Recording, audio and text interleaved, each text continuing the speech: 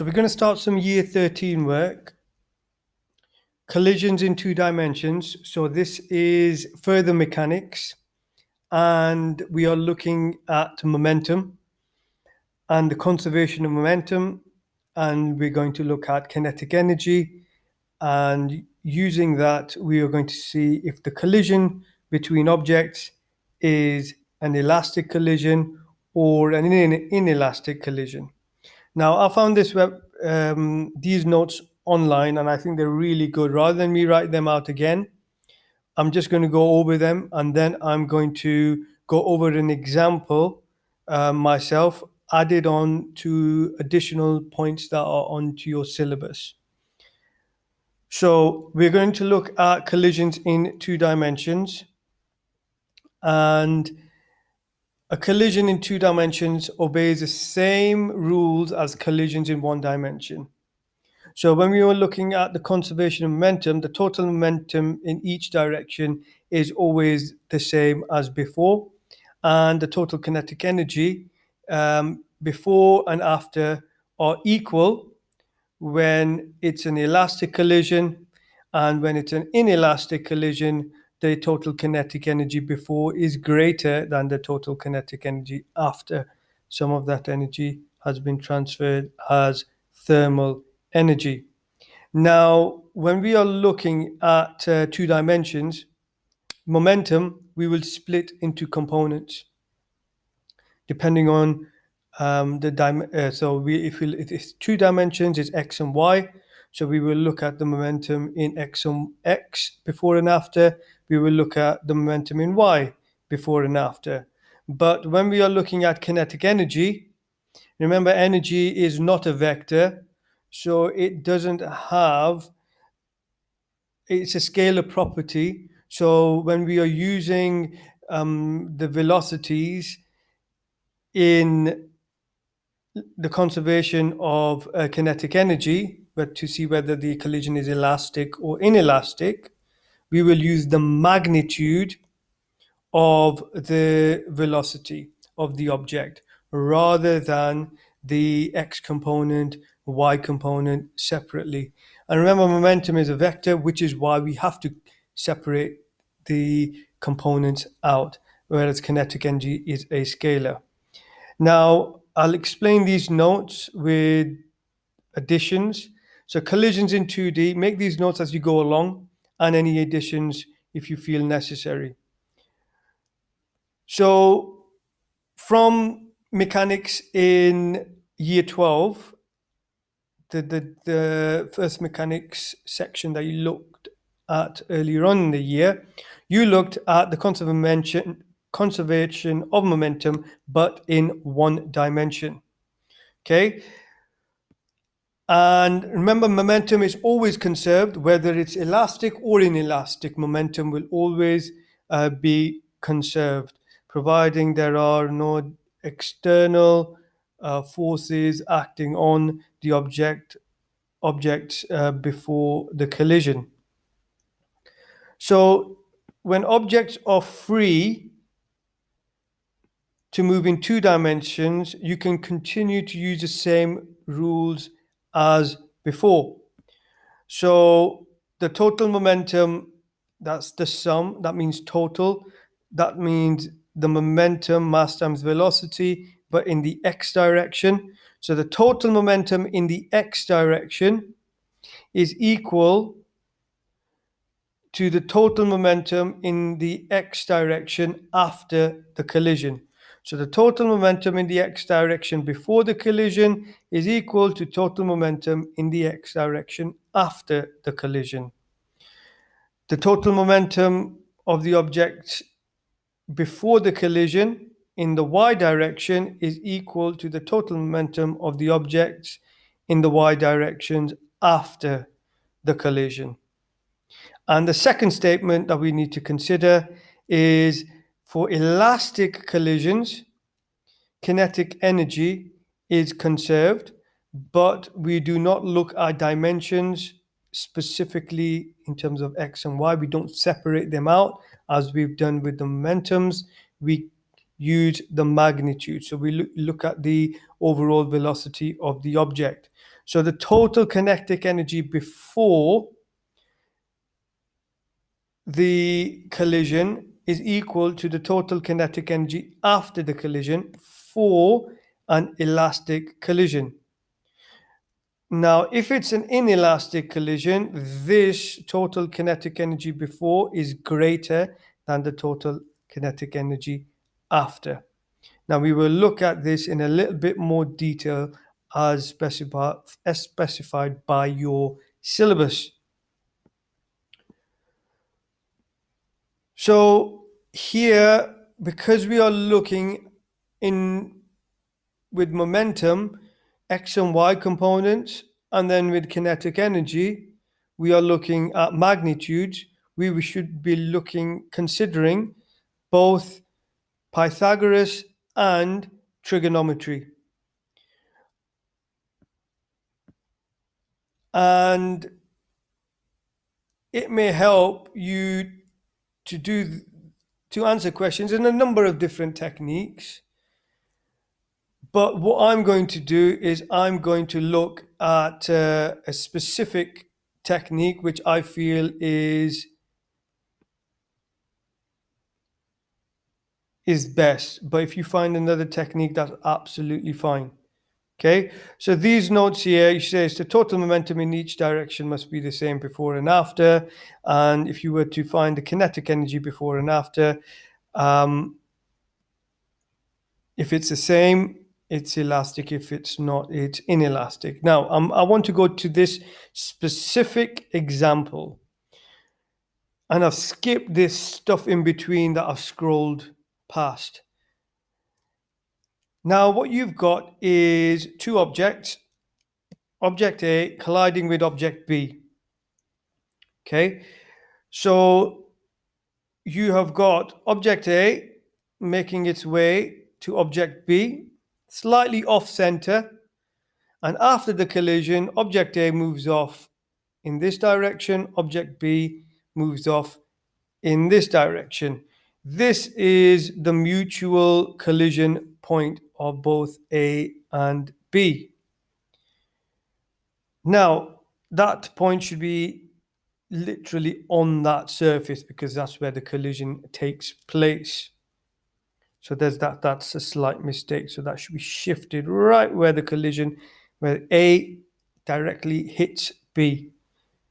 So what we've got, let me just repeat that, a hockey puck on a frictionless air track. If it's moving to the right at 5 meters per second, it's going to continue to move to the right at 5 meters per second. The surface that it's moving along is not going to slow it down. If it was the case that this object was moving to the right and it was slowing down before it got to B, then we've got this external force idea included in our collision.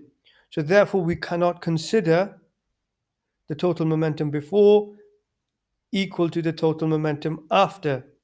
To do that, we must consider all the particles in the system. So the particles that are on the surface must be included for completing the conservation of momentum. Momentum is always conserved. Now, we need to have every body that's in the system to be accounted for. So, moving back to the example. So we've got object A move towards object B. Object B is not moving. And it collides with object A collides with object B. Both pucks have the same mass of 0.1 kilograms. Puck A moves off at 2 meters per second at an angle from the horizontal of 30 degrees. Object B moves off at some angle theta and some velocity which we don't know. That there is a vector notation, and that's the velocity of B. Now what we are going to do is we are going to find out what this angle is, what this velocity is, and we are going to figure out whether this collision is elastic or inelastic. So I'm going to move away from these notes. I'm going to answer this question. So here we go. There's a lot of information, so I'm going to point you to the right direction. Again, I've just redrawn the picture out again. So I've added a few points on. I've added that object B initially. This is the initial scenario before the collision. The velocity of B is 0. Velocity of A is 5 meters per second. Velocity of A after the collision is 2 meters per second. Velocity B is unknown. The angle from the horizontal of velocity A, object A, is 30 degrees, and the angle relative to the horizontal for object B is theta. So my first statement in the notes were, and I'm going to write this down in a slightly different way, the momentum in the x direction, the total momentum in the x direction initially equals the total momentum in the x direction finally or afterwards.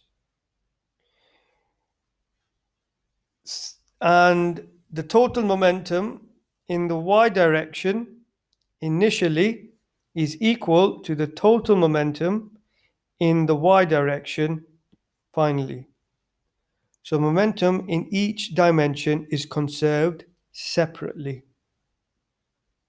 So what we are going to do is we are going to look at the x direction. I'm going to come back to this picture over and over again. We were told in the question that the mass of A and B are both 0.1 kilograms. So let's have a look. The x direction first, so we're concentrating on that. The momentum in the x direction initially means the momentum of A plus the momentum of B initially is equal to the momentum of A and the momentum of B afterwards or finally. I've used the notation U as initial velocity and V as final velocity. This is for two object collision. If it was multi-collisions, I'll have to add more momentums before and after. So here we go. The momentum before the collision of object A is the mass of object A, which was 0.1, times by the velocity of 5 meters per second. Object B is not moving, so the momentum is 0. Remember, this is the x direction. And object A is moving in the x direction. So if I was to define a set of coordinate system, I'm going to call that direction x, and I'm going to call that direction y. So this direction's x, this direction's y, as you normally have on your graphs. Okay, so in the x direction, so object A is only moving in the x direction. There's no y component for that. So this is speed in the x direction. Similarly, for object A after the collision, now the object is moving in both x and y directions. If the object has a 2 meters per second speed at an angle relative to the horizontal of 30 degrees, then the component of speed in the x direction is 2 cos 30 degrees. Okay, so 2 cos 30. So the mass of object A is 0.1. The speed is 2 cos 30.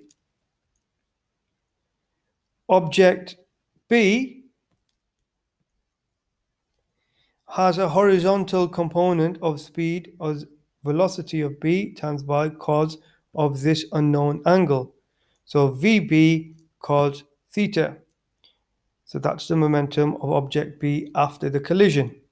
Now I'm going to multiply everything out and rearrange, and I get the component of velocity in the x direction, which we call VB cos theta. That's the component in the x direction of object B after the collision. We get 3.3 meters per second. Now that was just rearranging that. Now that is the velocity in the x direction. I'm just going to call it the velocity of B in the x direction after the collision. So that's 3.3. Now let's look at the y direction. We determined that object A is only moving in the x direction. There's no y component. So the y component of velocity is equal to 0. Object B was not moving before the collision, so that has a y component of velocity equals 0 as well, and then overall momentum will equal 0. Now, object A has a mass of 0.1, but if we go back, the component of velocity in the vertical direction or the y direction is 2 sine 30. And for the velocity component in the y direction for VB is VB sine theta. So what we've got is object A has a vertical component of velocity is 2 sine 30 or in the y direction, and VB sine theta in the y direction. That's the component of velocity for object B after the collision. Now, when you may think, oh, okay, I must include a negative sign because it's pointing downwards. The answer will end up being negative. So that will take care of itself.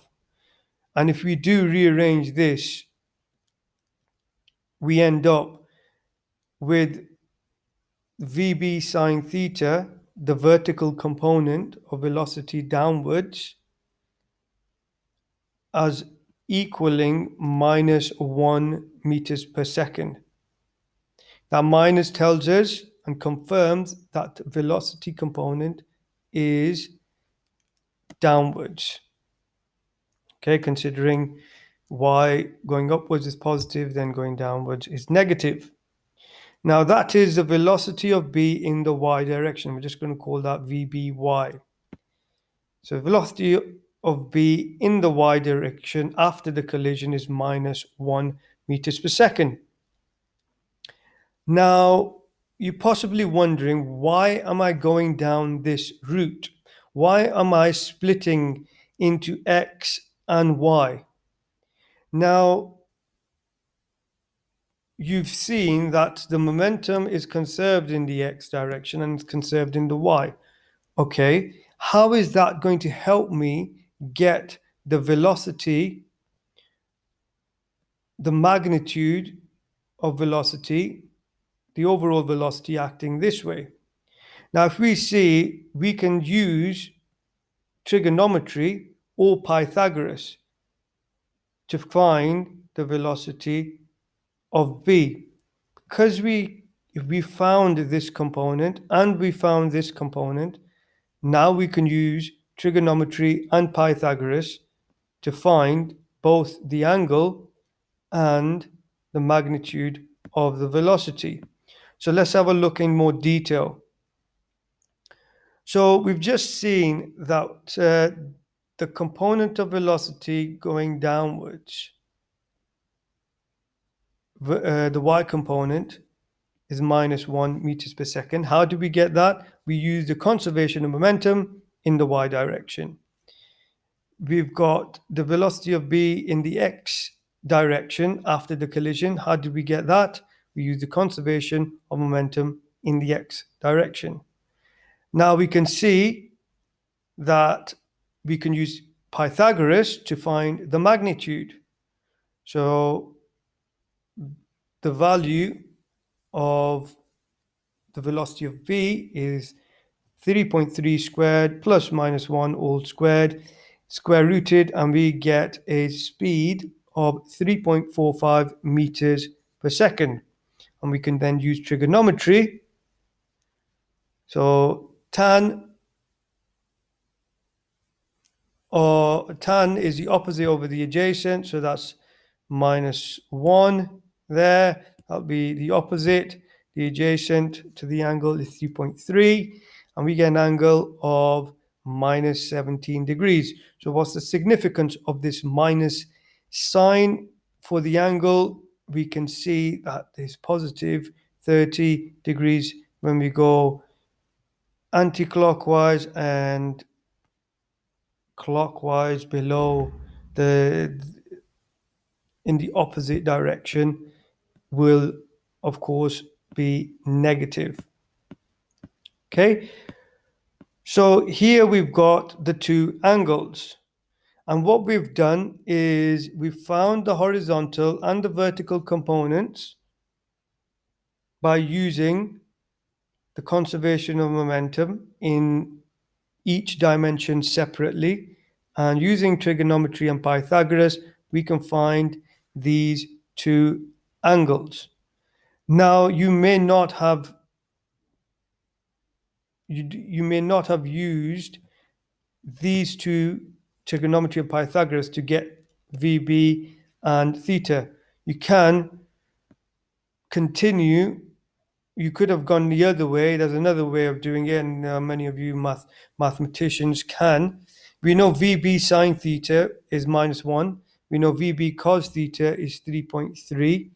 And if we divide this by this, the VB's cancel, and the sine theta over cos theta is tan theta. And we're back at this point here, and the angle is minus 17 degrees.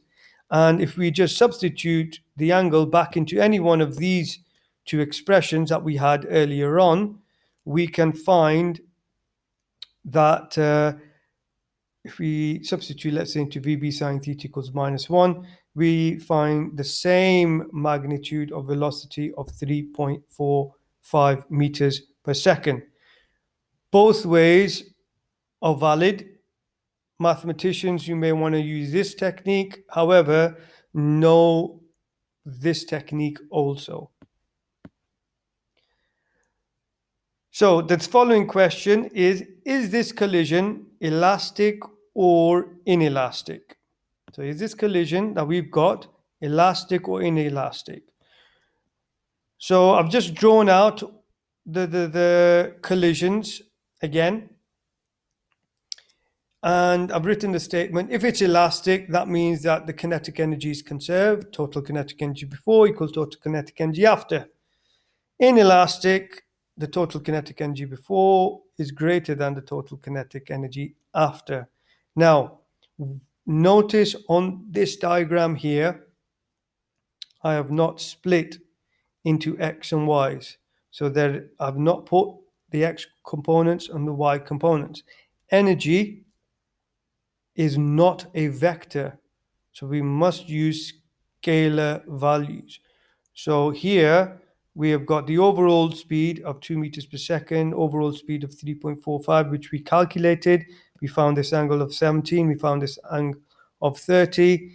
We know that this puck originally was not moving, and this puck was moving to the right with 5 meters per second. So we do not look at dimensions when we are looking at conservation of kinetic energy and whether it's elastic or inelastic. So let's work out the total kinetic energy before. So let's have a look at the total kinetic energy before.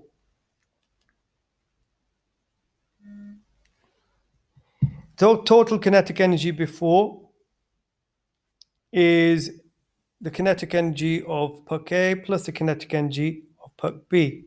Puck A plus puck B. And that's a half mv squared, half times 0.1 times 5 squared, plus 0, because this is not moving, no kinetic energy. We get a kinetic energy of 1.25 joules. Kinetic energy of two pucks after, that's a half times the mass times by the speed of A squared, plus a half times the mass times by the speed of B squared. Do not bring these two speeds together as 5.45 meters per second and then square it. It's not going to give you the same answer. Okay, get the kinetic energies separately. And we get a total kinetic energy afterwards as being 0.8 joules. Clearly, we see that the kinetic energy before is greater than the kinetic energy after. Therefore, the collision is inelastic. Okay, so there's another way for your syllabus to determine whether a collision is elastic or inelastic. So what I'm doing is I'm drawing the same picture out, but no values apart from this puck equaling 0 speed. Now, when this condition is set, where one of the object is not moving, the other is moving to the right, and then after the collision, object A moves off at angle theta 1, object B moves at angle theta 2 with their respective speeds. This is your core prac as well. So this entire example that I'm going over is essentially what you are going to do with a set of marbles. And you are going to see whether the collisions are elastic or inelastic and whether momentum has been conserved or not. And you verify both of those statements. So there's another way of looking at collisions of whether they're elastic or inelastic, and specifically for this example. If these two angles add up to 90 degrees, the collision is elastic. That's something that your examiner wants you to know. If these two angles are less than 90 degrees, then the collision is inelastic. Okay? Or if it's greater than 90 degrees as well, the collision is inelastic. Now, there is a proof that your examiner wants you to know, but I've added a lot of detail in. You don't need to add the same amount of detail here. Now, all of these masses are the same mass. Okay, so they are exactly the same mass. So what I've done is, using the idea of kinetic energy is being conserved and the momentum is being conserved, we can arrive at this angle here equaling 90 degrees. So what does your examiner want you to do? So recognize first, momentum is a vector, velocity is a vector. Okay, so in the momentum of object A, remember there's no momentum of object B, so I've not shown that here because it's 0. So the momentum of object A equals the momentum of object A afterwards plus the momentum of object B afterwards. And in terms of vectors, what we can see is that mass times velocity is a vector. And the masses cancel because they're all the same mass on both sides of the expression. And what we've got here is that the velocity vector of object A before the collision is in this direction. Why? Because the object is moving to the right. The velocity vector for object A after the collision is off in this direction here. So which is why the arrow is pointing that way, and that, remember, the angle is θ1, and object B is moving off in this direction with an angle of θ2. So there we go here.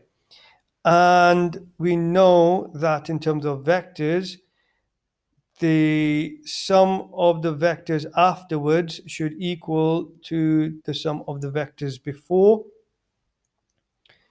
So if when we draw this out, the vector, velocity vector before is equal to the sum of the velocity vectors of A and B afterwards. I've put the respective angles in. So if this angle here, we could take a θ1, and this angle here, we know, is θ2, and alternating angles, that makes this θ2 as well. So if we've got as a elastic collision, this angle here should equal 90 degrees. Right now, we're not sure of whether it does. So these vectors show the vector triangle. However, there's nothing here to suggest that this angle is 90 degrees yet. But if we want to know what the length of this here is, we will take the magnitude of vector A, of velocity of A after the collision. If we want to know the length of this vector, we will take the magnitude of object B after the collision. And if we wanted to know the length of this vector, we would take the magnitude of the velocity of object A before the collision. And I've written that here. So that's the length of that vector, that's the length of this vector, and that's the length of this vector. So I've just put those next to each. The directions are directly related to the directions of the vectors. So these directions are the same. So what we've got here is essentially a triangle. And if this angle is 90 degrees, then Pythagoras must apply. So the square of this velocity plus the square of this velocity, the square of this velocity, the hypotenuse, is equal to the sum of the squares of the other two sides. So we got the idea there. Okay, now we know the momentum is conserved, but right now we are not sure whether it is elastic or inelastic. For the condition for elastic, we know that the kinetic energy before and after must equal the same. And considering they're all the same mass, that's the kinetic energy of object A before the collision, object A after collision, object B after the collision. And what we see here, remember when we said that we're not looking at X and Y components, we're just looking at the magnitude of the velocity, the overall velocity. And now I've written it in with the magnitude signs. Before I didn't. Now we notice that the halves cancel on both sides, the m's cancel, and what we're left with is that the velocity before the collision